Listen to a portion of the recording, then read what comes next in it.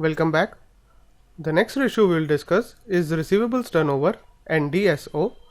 DSO stands for days sales outstanding. Now receivables turnover is calculated by dividing the revenue with average receivables. Average receivables is receivables at the start of the period and end of the period combined and divided by 2. And the days of sales outstanding or DSO is calculated by dividing the number of days in a period by the receivables turnover. This number DSO represents the elapsed time between sale and cash collection, reflecting how fast company collects cash from the customers. A relatively high receivables turnover might indicate highly efficient credit and collection. Alternatively, it might indicate that the company's credit or collection policies are too stringent, suggesting the possibility of sales being lost to competitors offering more lenient terms.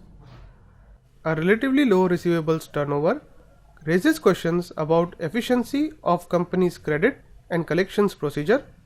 Again, one might need to compare these figures with sales growth of the company to come to any conclusion. The next ratio we will discuss is payables turnover and number of days of payables.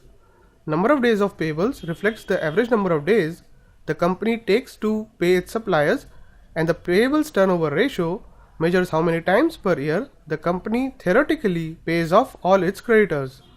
Payables turnover is given by purchases divided by the average trade payables, while the number of days of payables is given by dividing the number of days in a period by the payables turnover. If purchases are not available to calculate payables turnover, then one can use costs of goods sold plus ending inventory minus beginning inventory, essentially this formula, as a proxy for purchases. Sometimes cost of goods sold can directly be used as an approximation for purchases.